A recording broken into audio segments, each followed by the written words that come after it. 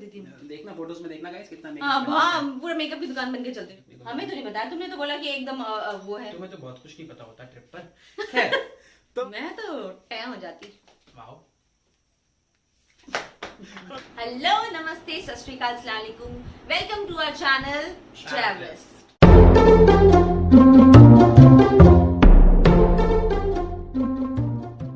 तो आज हम आपके लिए लेके आए हैं एक tough, rough but mind you बहुत ही ज्यादा खूबसूरत जगह। जी हाँ, अभी हम बात कर रहे हैं हिमाचल के एक बहुत ही खूबसूरत, एक बहुत ही एडवेंचरस सर्किट के बारे में, जिसे लोग जानते हैं लाहौल स्पीति सर्किट के नाम से। वैसे ट्रैवलर्स के बीच में ये स्पीति ट्रैक के नाम से, स्पीति सर्किट के नाम से बहुत फेमस है, बट बेसिकली हिमाचल के लाहौल स्पीति डिस्ट्रिक्ट के अंदर इस ट्रैवल को किया जाता है and people call it that we are going to Lahaul Spiti. Guys, you know what, toughness का मीनिंग आप लद्दाख जाने के बाद अगर स्पीति जाते हैं तो जो एक बार है टफनेस का वो बिल्कुल बदल जाएगा। स्पीति एक बहुत ही कंपैरेटिवली टफ सर्किट है। मैं कंपैरिजन यहाँ पे इसलिए कर रहा हूँ लद्दाख का और लाहौल स्पीति का, बिकॉज हमने ये चीज रियलाइज की। Okay, we went without much preparation for this circuit and we came to know that we were totally wrong. Actually क्योंकि हमने लेह लद्दाख पहले किया था तो हमें लगा लेह लद्दाख जैसे ही होगा लाहौल स्पीति, तो without much preparation we went there, but वहां जाके और वहां से आके भी रियलाइज कि हमने क्या क्या मिस्टेक्स की थी जो कि नहीं करनी चाहिए थी। बट आप ऐसी गलती ना करें, इसलिए हम आपके लिए व्लॉग लेके आए हैं। लाहौल स्पीति का जो सर्किट है, yes, we covered it in 8 days. आप चाहे तो इसको 7 डेज में भी कंप्लीट कर सकते हैं, 9 to 10 डेज में भी कंप्लीट कर सकते हैं। It is completely up to you, but we did it in 8 days, जो कि हमें अभी लगता है कि हम इसको और थोड़ा कम कर सकते थे। बट 8 डेज का मतलब ये नहीं कि हमने काफी जगह स्किप की हो, हमने उसमें बल्कि कई ऐसी जगह भी ऐड की हैं जहाँ पे काफी लोग नहीं जाते हैं। वो आपको हमारे इस व्लॉग में पता चलेगा। तो आइए शुरू करते हैं अपना लाहौल स्पीति का व्लॉग। गाइस, बात स्टार्ट होती है कुछ टाइम पहले से। हमने समर वेकेशन का टाइम था, वेकेशन प्लान कर रहे थे और तभी सडनली दिमाग में आया कि लाहौल स्पीति चलते हैं। गाड़ी अपनी खुद थी, ड्राइवर हमने हायर किया बिकॉज मुझे अपने ऊपर कॉन्फिडेंस नहीं था, नेहा को भी मेरे ऊपर कॉन्फिडेंस मुझे भी बिल्कुल नहीं था, और ड्राइवर हमने हायर किया। माइंड यू, जब आप ड्राइवर हायर करें तो ड्राइवर बहुत बहुत ज्यादा अच्छा होना चाहिए। गाइस सॉरी, मतलब स्पीति समथिंग मैं आपको बता दूं कि आपके ड्राइविंग स्किल्स का मैक्सिमम लेवल चेक होता है, because there are places in Spiti valley जहां पर बिलीव मी, मतलब there are no roads, driving is completely different. आप मनाली लेकर गए हैं, आप रोहतांग तक गाड़ी लेकर गए, doesn't make much difference with that. But अगर आप स्पीति जा रहे हैं तो you have to be perfect in your driving skills because the roads are totally different. dangerous, not different. So we hired the driver, और चलिए, मेरे को लगता है हमने बहुत डरा दिया है लोगों को, अब डरने की जरूरत नहीं है। हम स्टार्ट करते हैं अपनी कहानी। On this journey we were 5 people, और आप एक करके सबको मिलेंगे, अभी देखते रहेंगे। ओके, हमने ये जर्नी स्टार्ट करी दिल्ली से रात को। पहला हमारा स्टे था शिमला। अब दिल्ली से Shimla doesn't make much time, हम रात को लेट चले थे और अर्ली मॉर्निंग हम शिमला पहुंच चुके थे। हमने उस दिन स्टे लिया शिमला में। एक्चुअली शिमला में जनरली अगर आप जाते हैं तो ऐसा रुकने की जरूरत नहीं है गाइस, बिकॉज शिमला से थोड़ा सा आगे आप नरकंडा भी पहुंच सकते हैं। Narkanda is very beautiful place, Kufri से थोड़ा सा आगे जाकर, और स्टेज के काफी सारे ऑप्शंस वहां पर मिल जाते हैं। लेकिन हमारे रिलेटिव है वहां पर, तो उनके पास रुकना था हमें, तो हमने एक स्टे वहां लिया। तो लाहौल स्पीति का जो रियल सर्किट है ना, वो शिमला के बाद ही स्टार्ट होता है। शिमला के बाद आप कुफरी वाला एरिया क्रॉस करके ठियोग पहुंचते हुए और फिर आप पहुंचते हैं नरकंडा। नरकंडा के रास्ते में आपको बहुत सारे सेब के बगीचे मिलते हैं, आप ये फोटोज में भी यहाँ पर देख सकते हैं। बहुत सारे प्यारे से गार्डन्स हैं, वहाँ बहुत साइंटिफिक तरीके से एप्पल कल्टीवेशन होती है। नरकंडा थोड़ा हाइट पर है, उसके बाद नीचे आपका उतरना स्टार्ट होता है and then you enter into the Sutlej valley. Rampur Bushahr आता है, then you enjoy the view of Sutlej. Sutlej is a very violent river but at the same time so beautiful also.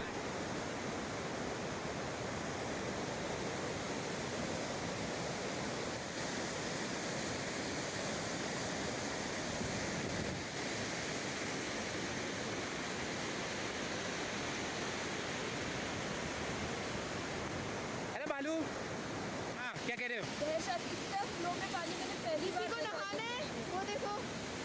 Dinesh, नहाना है भाई, नहाना है। आजा भाई, आजा। बालू भाई, काटियो मत ना। एंड सतलुज रिवर के साथ साथ फिर आप अंदर की तरफ सराहन होते हुए चलते जाते हैं। नज़ारे बहुत खूबसूरत हैं गाइस। कभी आप बिल्कुल वैली में नीचे चलते हैं, कभी आप ऊपर की तरफ जाते हैं। सतलुज आपका रास्ता अगले 2-3 दिन तक नहीं छोड़ने वाली है। ओके वेल, इसके बाद जब आप इस वैली में थोड़ा आगे चलते हैं तो आता है the gate of Kinnaur.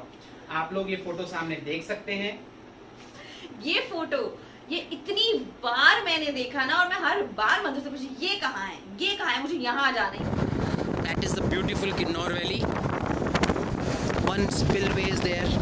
Hello. Oh, bike.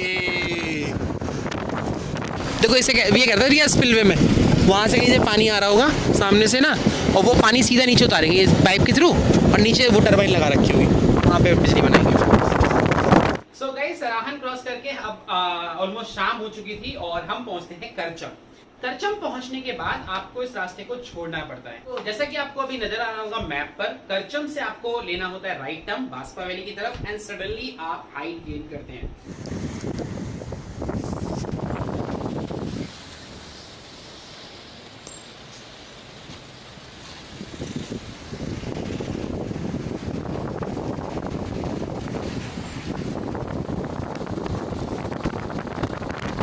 Shimla से पहले दिन चलने के बाद जो हमारा पहला स्टे होने वाला था that was Sangla. Sangla is a very beautiful location guys. एक बहुत ही खूबसूरत छोटा सा गांव है, छोटा सा टाउन कह सकते हैं। कुछ ज्यादा घर नहीं है, ओके, और बहुत ज्यादा फैसिलिटीज स्टे करने की नहीं है, मतलब है थोड़े मीडियम लेवल के, एवरेज लेवल के रूम्स यहाँ पर आपको मिल जाते हैं। Guys you know that we are budget travellers, तो सांगला में एक छोटा सा मतलब बेसिक सा हमने रूम लिया, वहां स्टे किया, क्योंकि साल में कई बार ट्रैवल करना होता है, तो we don't spend too much on staying and all.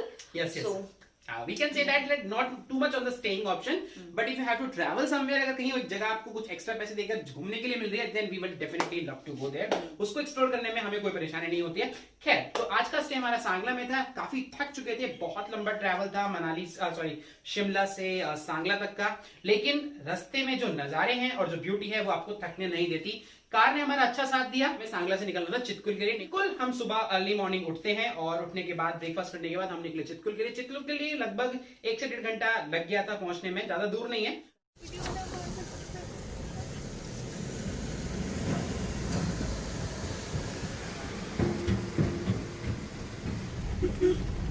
अब why to go Sangla and Chitkul? Let Neha tell you this. bye. Okay, why to go? Okay, I'll tell you guys why to go Sangla and Chitkul. Actually, Chitkul is the last place. मैं बताऊंगी।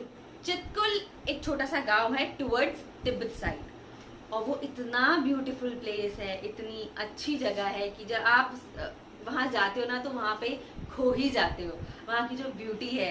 और अभी तो ये beauty की शुरुआत हुई है, जैसा कि आप देख रहे हो, आगे आगे तो और भी मजा आने वाला है। बट ये जो चितकुल जो गांव है, ये एक बहुत रॉ और बहुत अच्छा सा छोटा सा गांव है। आप वहां जाके अच्छे खासा आप अपने 3-4-5 घंटे आप वहां पे एंजॉय कर सकते हो। हमने वहां पे अच्छा खासा टाइम बिताया। It's a damn beautiful spot to be. Baspa river के किनारे छोटे छोटे कैंप्स लगे हुए हैं। अब कैंप ज्यादा हो गए हैं, रॉ घर हैं वही लकड़ी के बने हुए। सामने जो वैली है दैट इज सो ब्यूटीफुल, बहुत खूबसूरत नजारे हैं। चितकुल में एक लोकल टेम्पल भी है, वहां भी आप विजिट कर सकते हैं। खाने पीने के लिए ढाबे आप काफी सारे हैं, वहां पर आप आराम से यहाँ पर रुक भी सकते हैं, आते हैं तो नेहा ने बताया। और रास्ते में बहुत सारे कैंप अब बन गए हैं गाइस। सांगला से चितकुल के बीच में बहुत सारे एडवेंचर कैंप्स और मतलब नाइट कैंप्स बन गए हैं, तो आप वहां पर भी स्टे कर सकते हैं अगर आप बास्पा रिवर के किनारे रुकना चाहते हैं। खैर, आज का दिन चितकुल में दोपहर तक बिताने के बाद, रिवर साइड पे एंजॉय करने के बाद, फोटोज खींचने के बाद और सामने के जो नजारे थे उनको देखने के बाद, चारों तरफ ऊंचे ऊंचे पहाड़ों को एंजॉय करने के बाद हमने अपनी गाड़ी को वापस घुमाया and we came back to Sangla.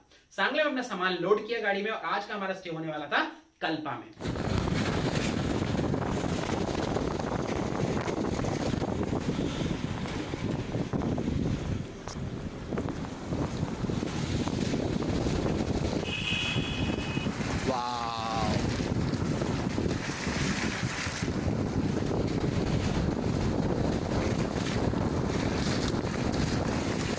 हमें जाना है वो नीचे, ये छक्का मारा। तो कांगला से वापस आते हैं करचम, और करचम से फिर सतलुज रिवर के किनारे किनारे आप उसी हाईवे पर आगे चलने लगते हैं। आगे पहुंचते हैं तो फिर सीधा हाईवे जा रहा है और एक रास्ता कटता है ऊपर लेफ्ट हैंड साइड पर रिकांगपियो की तरफ। किन्नौर वैली का जो सेंट्रल हेडक्वार्टर है वो रिकांगपियो में है। ओके, रिकांगपियो थोड़ा सा ऊपर है और उसके और ऊपर जाकर है Kalpa. Kalpa is a beautiful small hill station. बहुत लोग जाते हैं, बहुत लोग नहीं भी जाते, स्किप कर देते हैं because it's just a staying halt option है। तो अब लोग कई बार सोचते हैं कि हॉल्ट ही लेना है तो इतनी ऊपर चढ़ाई चढ़ के क्यों जाना, नीचे रिकांगपियो में रुक जाओ। और रिकांगपियो में ना हाईवे मूवी की शूटिंग भी की गई है। कल्पा में जाके हमने होटल ढूंढा, अगेन थोड़ा बजट होटल हम देख रहे थे। एंड अब मैं यहाँ पे मधुर को इंटरप्ट करना चाहूंगी। वो बाई चांस वो जो हमने होटल लिया, जब हम उस रूम में गए और रूम के आगे इतनी बड़ी बैल्कनी, और उस बैल्कनी से जब हमने व्यू देखा, ओह मधुर के तो बस ही वाज सो एक्साइटेड, क्योंकि सामने जो व्यू था वो किसका था मधुर गौर? किन्नौर कैलाश। ये फोटोज आप सामने नजर आ रहे हैं, आपको दिख रहे हैं। ये जो बड़ा सा बीच में आपको पत्थर नजर आ रहा है, ये पत्थर नहीं, ये शिवलिंग है और इन्हीं को कहा जाता है किन्नौर कैलाश। और यहाँ से इसके दर्शन करना एक अविस्मरणीय एक्सपीरियंस था गाइस। और यहाँ बस हमने आज रात को रुकना था और बेसिकली किन्नौर कैलाश देखने के हिसाब से हम यहाँ पर आए थे कल्पा में। तो सुबह जल्दी उठकर आज हमारे को गाइस बहुत लंबा ट्रैवल करना था। ये जो दिन था, मतलब इस पूरे ट्रैवल में सबसे लंबा दिन यही होने वाला था। आज हमने ट्रैवल किया गाइस, जैसा कि आप मैप में देख सकते हैं, कल्पा से ऑल द वे नाको होते हुए, ग्यू होते हुए टाबो तक। लाहौल स्पीति का ऐसा नहीं है कि आप जाएं और कहीं पे भी रुक जाएं। कुछ डेजिग्नेटेड प्लेसेस हैं कि आपको उन्हीं जगहों पे स्टे करना है, क्योंकि उसके अलावा स्टेइंग ऑप्शंस नहीं है। Right. अब जैसा हम कल्पा से चले थे तो कल्पा के बाद जो स्टेइंग ऑप्शन आना था वो आना था नाको में, और नाको के बाद आना था टाबो में। और जनरली लोग जो स्टे करते हैं वो टाबो में करते हैं। और बीच में जो मधुर ने ग्यू मॉनेस्ट्री का नाम लिया, वो कई लोग स्किप भी कर जाते हैं, क्योंकि अगर आप वहां जाते हो तो थोड़ा सा वो ऑफ रूट पड़ जाता है और टाबो पहुंचते पहुंचते बहुत देर हो जाती है। बट ही नहीं, यहाँ आए तो जाना ही है, यहाँ आके क्यों नहीं जाना है, कोई बात नहीं। और हम वहां गए। और माइंड यू, इस टूर पे आपको सांस की प्रॉब्लम भी होती है, क्योंकि बहुत हाइट पे, स्पेशली इन नाको में तो फील हुआ था थोड़ा। खैर, हम थोड़ा ही आगे निकले होंगे तो हमारे सामने आई एक बहुत बड़ी problem, that was construction of road की कंस्ट्रक्शन चल रही थी गाइस, और बहुत लंबे तक, मतलब लगभग 2.5, 3, 4 घंटे तक वो रोड हमारे सामने साथ रही है। क्या पीछे बोर्ड था, उस बोर्ड के साथ फोटो खींचा। क्या लिखा था? आप इस वक्त विश्व के सबसे दुर्गम मार्ग। इस दिन में जो सबसे पहला आपके सामने इंटरेस्टिंग पार्ट आता है, that is Hangrang valley. Okay, Pangi, Murung और स्पेलो और पू होते हुए हम पहुंचते हैं खाप। खाप एक्चुअली जगह है जहां पे स्पीति रिवर और सतलुज आपस में मिलती हैं।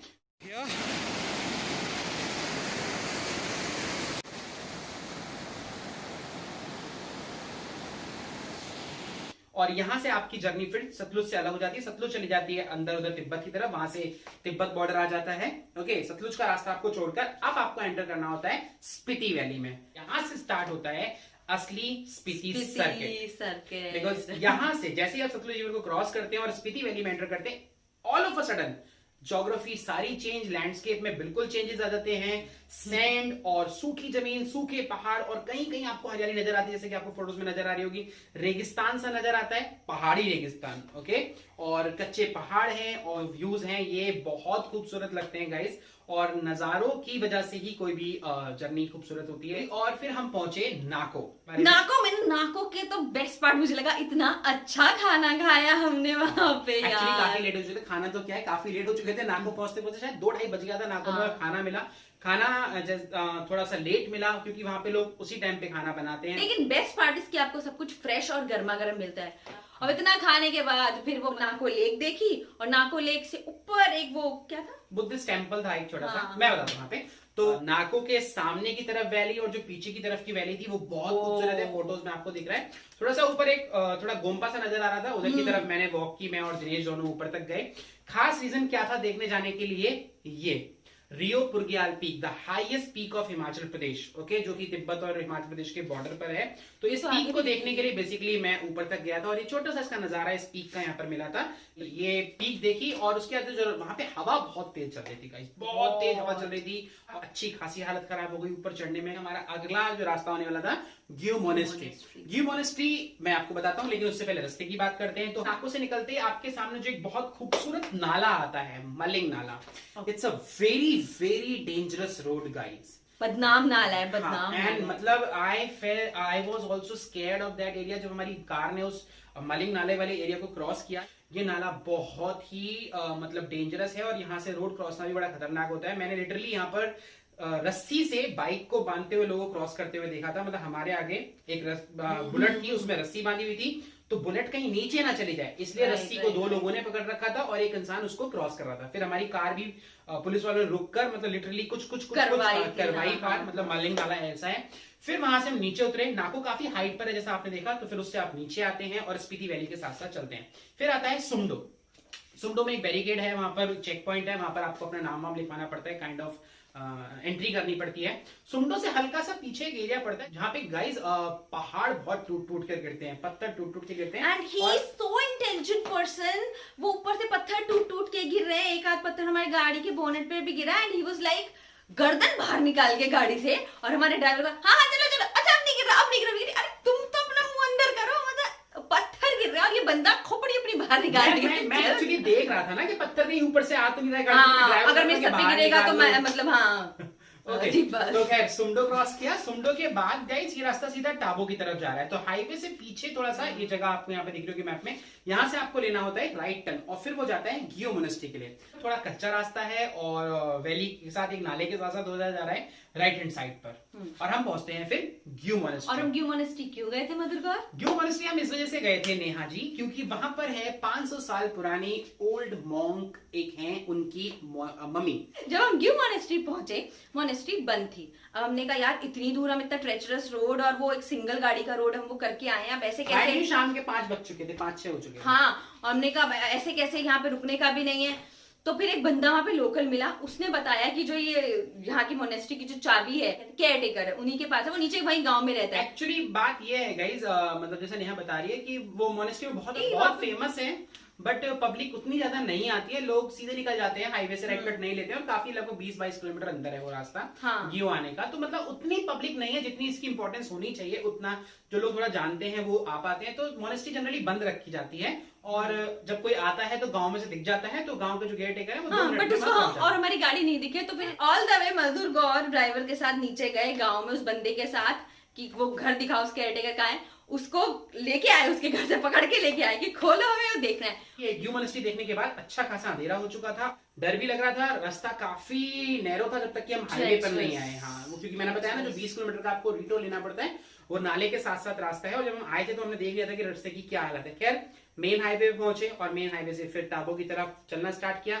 गाइस यहाँ नेटवर्क नहीं मिलता है अनफॉर्चुनेटली, और मतलब मेरे दिमाग में ये चल रहा था कि मैप नहीं चल रहा है तो कितनी दूर टाबो रह गया है, कहाँ है, हम कहाँ हैं। हालांकि रोड एक ही है, आप कहीं नहीं जाने वाले हैं, रोड कहीं ऐसे कोई ऐसा नहीं है कि कहीं खो जाएंगे आप, रोड एक ही है। लेकिन फिर भी रात जब हो जाती है, टाइम लास्ट 7-7:30 ही हुआ होगा गाइस, लेकिन ऐसा लग रहा था कि बहुत अंधेरा हो चुका है और बहुत लेट हम हो चुके हैं। तो हम चलते गए और फिर रास्ते में 2-3 आपका हिमालयन फॉक्स भी देखने को मिली, जो कि एक तरीके से अच्छा एक्सपीरियंस था। और फिर हम पहुंचे टाबो, और टाबो पहुंचते ही एक भी होटल खाली नहीं था। गाइस हम गए थे जून के महीने में, June is the time and this track is on peak. और सब जनरली कोशिश करते हैं कि हम दिन में ही जो डेजिग्नेटेड प्लेसेस है वहां पहुंच जाए। होटल पैक्ड, पूरा टाबो पैक्ड, एक होटल नहीं। कुछ लोगों ने बोला कि सर टाबो में तो नहीं है तो आप काजा निकल जाओ, टाबो से काजा बहुत ज्यादा दूर नहीं है, काजा है, but Kaza I was not ready to go, why I let you know, क्योंकि हमें कहीं रास्ते में भी जाना था। तो वी वर प्रिपेयर्ड कि आज तो बॉस गाड़ी में ही रुकना पड़ेगा। हमने माइंडसेट प्रिपेयर किया कि गाड़ी में ही रुकना है, जो थोड़ा बहुत हमारे पास खाना तो खाना है। एक आखिरी होटल था जो एकदम जब टाबो जहाँ खत्म होता है वहां पे एक होटल सा दिखा। मैंने कहा बॉस ये तो बहुत महंगा होटल है, यहाँ पे तो देखने से उसका इतना वुडन ये इतना अच्छा सा लग रहा था। सबसे महंगा था, मैं नहीं लेने वाला था गाइस, बहुत महंगा रूम था, मतलब most expensive room of this trip. मैं चाह रहा था कोई और मिल जाए, बट जब पता चला ऑप्शन ही नहीं था भाई। मैंने कहा चलो ठीक है। होटल लिया, टाबो में फिर स्टे किया। होटल बहुत अच्छा था, बहुत बढ़िया होटल था। 2 रूम्स वहां पर लिए, स्टे किया, खाना वाना खाया रात को, एंड देन सुबह उठे डे 4। और आज हमें जाना था 2 बहुत इंपॉर्टेंट जगहों पर। और वो 2 इम्पोर्टेंट जगह कौन सी थी, क्या थी, वो हम आपको दिखाएंगे अपने नेक्स्ट व्लॉग में। So stay tuned, till then take care, think good, do good and be good.